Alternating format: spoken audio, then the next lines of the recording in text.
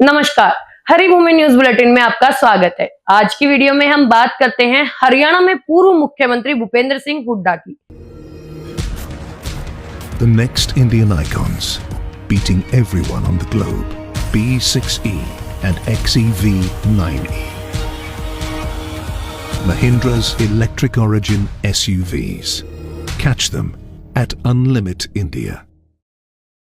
विधानसभा चुनाव में कांग्रेस की हार के बाद भूपेंद्र सिंह हुड्डा अब ईडी के निशाने में आ गए हैं। ईडी ने उन्हें घेरने की तैयारी शुरू कर दी है। उन पर कांग्रेस के राज में अपने पद का मिसयूज करने का आरोप लगा था। ईडी की चार्जशीट के अनुसार भूपेंद्र सिंह हुड्डा ने अयोग्य आवेदकों को प्लॉट बांटे थे और अपने मन मुताबिक नियमों में भी बदलाव किया है। आपको बता दें कि पंचकुला में prevention of money laundering act की विशेष अदालत ने भूपेंद्र सिंह हुड्डा के खिलाफ चल रहे मामले की सुनवाई पर रोक लगा दी थी।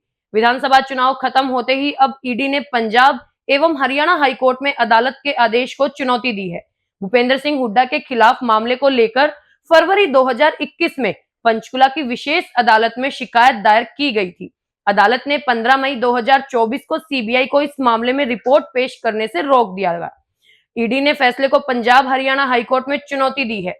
मामले पर सुनवाई करते हुए पंजाब हरियाणा हाईकोर्ट के जस्टिस महावीर सिंह सिंधु ने मामले पर नोटिस जारी किया है। ईडी ने अपनी याचिका में हुड्डा पर आरोप लगाते हुए कहा कि उन्होंने आवंटन मानदंडों का गलत इस्तेमाल किया है, अपने गुनाहों को छुपाने के लिए फाइल को अपने पास रखा है। ईडी ने यह भी कहा है कि जिस तरह से पीएमएलए के मामले को रोक दिया गया है, इसी वजह से इस तरह के लंबित मामलों पर भी गलत प्रभाव पड़ेगा। ईडी का यह भी कहना है कि विशेष अदालत द्वारा इस तरह के मामलों पर रोक लगाना कानून के खिलाफ है। इसके खिलाफ एक्शन लिया जाना चाहिए। जानकारों का मानना है कि ईडी के मामले में फंसने के कारण भूपेंद्र सिंह हुड्डा को जेल भी जाना पड़ सकता है। अगली खबर पंचकुला से आ रही है, जहां आज सुबह पुलिस और वाहन चोरी करने वाले बदमाशों के बीच मुठभेड़ हो गई। बताया जा रहा है कि जब बदमाश पंचकुला के रायपुर रानी मट्टा वाला मार्ग पर भागने का प्रयास कर रहे थे और पुलिस उनका पीछा कर रही थी, तो दोनों अचानक आमने सामने आ गए। इस दौरान बदमाशों ने पुलिस के बैरिकेड्स और कर्मियों को टक्कर मारने की भी कोशिश की और पुलिस पर गोलियां चलाई। बदमाशों की गोलीबारी में किसी पुलिसकर्मी को नुकसान नहीं पहुंचा। वहीं अपने बचाव और बदमाशों को पकड़ने के लिए जवाबी कार्रवाई करते हुए पुलिस ने 2 बदमाश काबू कर लिए। कुछ बदमाश इस दौरान फरार हुए बताए जा रहे हैं, जिन्हें पकड़ने के लिए पुलिस दबिश दे रही है। पुलिस को सूचना मिली थी कि बदमाश चोरी की गाड़ी में सवार हैं। सूचना के बाद पूरे पंचकुला को नाकेबंदी कर सील कर दिया गया। वहीं पुलिस नारायणगढ़, अंबाला और यमुनानगर पुलिस को बदमाशों की सूचना देकर ठिकानों पर दबिश दे रही थी। और अब खबर कलयुगी बुआ की। रेवाड़ी के कोसली में एक बुआ ने 7 साल की बच्ची पर इस कदर जुल्म ढाया कि बच्ची दिल्ली के सफदरजंग अस्पताल में जिंदगी और मौत के बीच जूझ रही है। बच्ची का कसूर सिर्फ इतना था कि उसने सोते समय बिस्तर गीला कर दिया था। इसके बाद बुआ ने बच्ची को न केवल जमीन पर पटक कर मारा, बल्कि गर्म चिमटों से उसे जला भी दिया। बच्ची को गंभीर अवस्था में दिल्ली के सफदरजंग अस्पताल में दाखिल कराया गया है। कोसली थाना पुलिस ने केस दर्ज करने के बाद दोनों बुआ को गिरफ्तार कर लिया है। कोसली पुलिस ने पोक्सो एक्ट समेत कई धाराओं में केस दर्ज करते हुए 2 आरोपियों को गिरफ्तार कर लिया है। बताया जा रहा है कि बच्ची का पिता जेल में है। उसके जेल जाने के बाद उसकी पत्नी अपने बच्चों को छोड़कर किसी अन्य के साथ फरार हो गई। 7 साल की बच्ची अपनी ताई के पास रह रही थी। बच्ची की बुआ मंजू कोसली में शादीशुदा है। मंजू करीब 3 महीने पहले अपनी भतीजी को कोसली ले आई थी। बच्ची की ताई सुनीता ने कोसली थाना पुलिस में शिकायत दर्ज कराई। इस हृदय विदारक घटना के बारे में बच्ची ने बताया कि रात के समय उसका बिस्तर में पेशाब निकल गया था। इसी बात पर उसकी बुआ मंजू ने उसे जमीन पर पटक पटक कर पीटा। पूनम ने भी उसका साथ निभाया। इसके बाद दोनों ने उसके शरीर पर गर्म चिमटा लगाकर कई जगह जला भी दिया। एसएचओ कोसली कृष्ण कुमार ने बताया कि शिकायत मिलने के बाद आईओ को बयान लेने के लिए दिल्ली अस्पताल भेज दिया गया।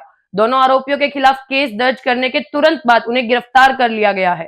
पुलिस मामले की जांच कर रही है। और अब बात करते हैं हिसार की। हिसार के डोगरान मोहल्ला में कल देर रात घर में घुसकर एक युवक की चाकू से गोदकर हत्या कर दी गई। हत्या का आरोप मुल्तानी चौक एरिया में रहने वाले 2 सगे भाइयों पर लगा है। सूचना मिलने पर भारी संख्या में पुलिस मौके पर पहुंच गई और शव को अपने कब्जे में ले लिया। शव को नागरिक अस्पताल की मोर्चरी में रखवाया गया है, जहां कुछ देर बाद शव का पोस्टमार्टम होगा। मृतक की मां आशा ने बताया कि रात को करीब 1:15 बजे मुल्तानी चौक एरिया में रहने वाले 2 सगे भाई मोटू और पतलू ने दरवाजा खटखटाया और उसके बेटे दीपक को आवाज लगाई। उसने कहा कि अभी दीपू सो रहा है, सुबह आ जाना। इस दौरान उसने खिड़की से देखा कि दोनों युवक शराब के नशे में थे। उसने दरवाजा खोलने से मना कर दिया। जैसे ही उसने दरवाजा खोला, दोनों भाई तेजी से अंदर घुसे और उसके बेटे पर हमला करने लगे। पतलू ने उसे भी गर्दन से दबोच लिया और उसके भाई मोटू ने उसके बेटे पर चाकू से हमला करना शुरू कर दिया। आशा ने दोनों भाइयों से अपने बेटे को बचाने की कोशिश की और शोर मचाया। इस पर आस पड़ोस के लोग भी वहां आ गए। इसी बीच दोनों हमलावर वहां से फरार हो गए। पुलिस मामले की छानबीन कर रही है। अब बात करते हैं हाईकोर्ट की। हरियाणा स्वास्थ्य विभाग में दवाइयों और उपकरण खरीद में करोड़ों रुपए के घोटाले के मामले में दायर याचिका पर सुनवाई करते हुए पंजाब एवं हरियाणा हाईकोर्ट ने प्रदेश सरकार को जवाब दायर नहीं करने पर जुर्माना लगाया है।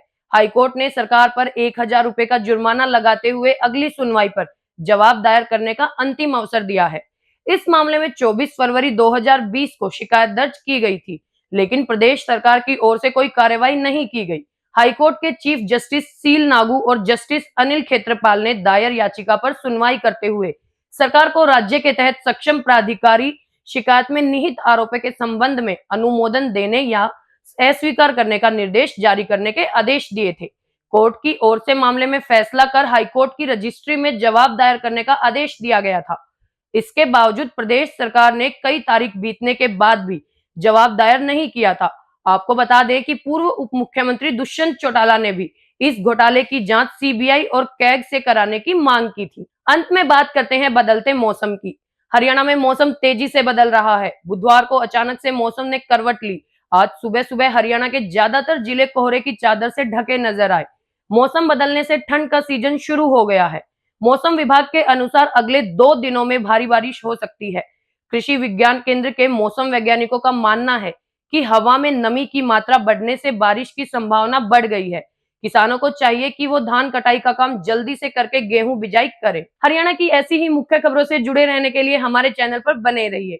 वीडियो अगर पसंद आया हो तो उसे लाइक करें, शेयर करें, सब्सक्राइब करें। खबर को अगर विस्तार से जानना है तो हरिभूमि अखबार पढ़ें।